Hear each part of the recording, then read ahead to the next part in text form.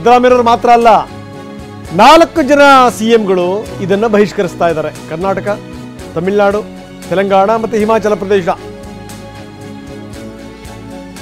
4 ರಾಜ್ಯಗಳ ಮುಖ್ಯಮಂತ್ರಿಗಳು ನೀತಿ ಸಭೆಯನ್ನ ಬಹಿಷ್ಕರಿಸ್ತಾ ಇದ್ದಾರೆ.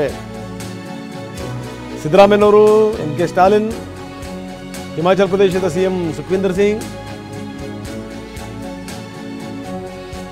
4 ರಾಜ್ಯಗಳಿಗೆ ಅನ್ಯಾಯ ಆಗಿದೆ. ಹೀಗಾಗಿ ನಾವು ನೀತಿ ಆಯೋಗದ ಸಭೆಯಲ್ಲಿ ನಾವು ಪಾಲ್ಗೊಳ್ಳಲ್ಲ.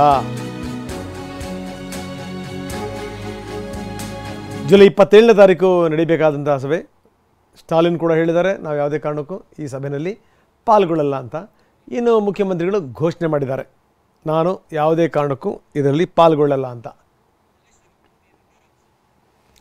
ಬನ್ನಿ ನಮ್ಮ ಪ್ರತಿನಿಧಿ ಹರೀಶ್ ಈಗ ನಮ್ಮೊಂದಿಗೆ ನೇರ ಸಂಪರ್ಕದಲ್ಲಿದ್ದಾರೆ ದೆಹಲಿಯಿಂದ. ಹರೀಶ್, ನಾವು ನೋಡ್ತಾ ಇದ್ದೀವಿ ಹಿಂದಿನಲ್ಲೂ ಕೂಡ ಈ ನೀತಿ ಸಭೆಗೆ ಮುಖ್ಯಮಂತ್ರಿಗಳಾದಂಥ ಸಂದರ್ಭದಲ್ಲೂ ಕೂಡ ಹೋಗಿದ್ದು ಅಷ್ಟರಲ್ಲೇ ಇದೆ, ನಂಬರ್ 1. ಜೊತೆಗೆ ಏನು ಅಂತಂದರೆ ಇವಾಗ ಒಂದು ತಾರತಮ್ಯ ಆಗಿದೆ ಅನ್ನುವಂಥ ಒಂದು ಆರೋಪ ಏನು ಕೇಳಿ ಬರ್ತಾ ಇದೆ. ನೀವು ರಾಜ್ಯಗಳು ಅಂತಂದರೆ ಕನ್ಸಿಡರ್ ಮಾಡುವಂಥದ್ದು ಕೇವಲ ಬಿಹಾರ ಮಾತ್ರನ, ರಾಜ್ಯ ಅಂತಂದರೆ ಆಂಧ್ರ ಪ್ರದೇಶ ಮಾತ್ರನ. ಸೊ ಈ ರೀತಿ ನೀವು ಬರೀ ಅವ್ರಿಗೆ ಕೊಡ್ತೀರಿ ಅನುದಾನಗಳನ್ನು, ನಮಗೆ ಕೊಡ್ತಾ ಇಲ್ಲ. ಸೊ ಇದನ್ನು ಇಟ್ಕೊಂಡು ರಾಜ್ಯದ ಮುಖ್ಯಮಂತ್ರಿಗಳು ಸೇರಿದಂತೆ ಒಟ್ಟು 4 ರಾಜ್ಯದ ಮುಖ್ಯಮಂತ್ರಿಗಳು ನಾವು ಯಾವುದೇ ಕಾರಣಕ್ಕೂ ನೀತಿ ಸಭೆಗೆ ಹೋಗಲ್ಲ ಅನ್ನುವಂಥದ್ದು. ಏನಿದೆ ಹೆಚ್ಚಿನ ವಿವರ?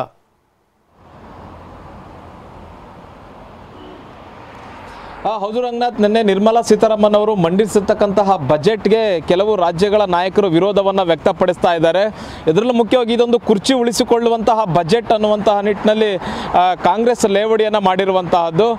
ಹೀಗಾಗಿ ಬಿಹಾರ ಮತ್ತು ಆಂಧ್ರ ಪ್ರದೇಶಕ್ಕೆ ಮಾತ್ರ ಹೆಚ್ಚಿನ ಅನುದಾನವನ್ನು ಕೊಡಲಾಗಿದೆ. ಇನ್ನುಳಿದಂತಹ ಕಾಂಗ್ರೆಸ್ ಆಡಳಿತದ ರಾಜ್ಯಗಳನ್ನು ಕಡೆಗಣಿಸಲಾಗಿದೆ ಅಥವಾ ವಿರೋಧ ಪಕ್ಷಗಳು ಆಡಳಿತ ನಡೆಸ್ತಿರ್ತಕ್ಕಂತಹ ರಾಜ್ಯಗಳನ್ನು ಕಡೆಗಣಿಸಲಾಗಿದೆ ಅನ್ನುವಂಥ ಆರೋಪವನ್ನು ಮಾಡ್ತಿದ್ದಾರೆ. ಹಾಗಾಗಿ ಇವತ್ತು ಸಂಸತ್ ಭವನದಲ್ಲಿ ಇಂಡಿಯಾ ಕೂಟದ ಸಂಸದರು ಇವತ್ತು ಪ್ರತಿಭಟನೆಯನ್ನು ಹಮ್ಮಿಕೊಂಡಿದ್ದಾರೆ. ಸಂಸತ್ ಭವನದ ಆವರಣದಲ್ಲಿ ಇವತ್ತು ಪ್ರತಿಭಟನೆಯನ್ನು ನಡೆಸ್ತಾ ಇದ್ದಾರೆ.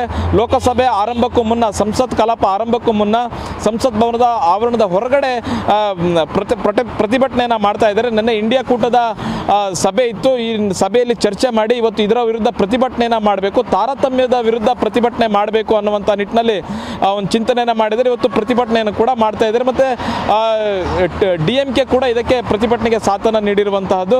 ಇನ್ನು ಇದೇ ತಿಂಗಳು 27ರಂದು ದೆಹಲಿಯಲ್ಲಿ ಪ್ರಧಾನಿ ನರೇಂದ್ರ ಮೋದಿ ಅವರ ನೇತೃತ್ವದಲ್ಲಿ ನೀತಿ ಆಯೋಗದ ಸಭೆ ಕೂಡ ನಡೀತಾ ಇದೆ. ಈ ಸಭೆಗೂ ಕೂಡ ಪ್ರತಿಭಟನಾರ್ಥವಾಗಿ ಬಹಿಷ್ಕಾರವನ್ನು ಕೂಡ 4 ರಾಜ್ಯಗಳ ಮುಖ್ಯಮಂತ್ರಿಗಳು ಹಾಕಿರುವಂತಹದ್ದು.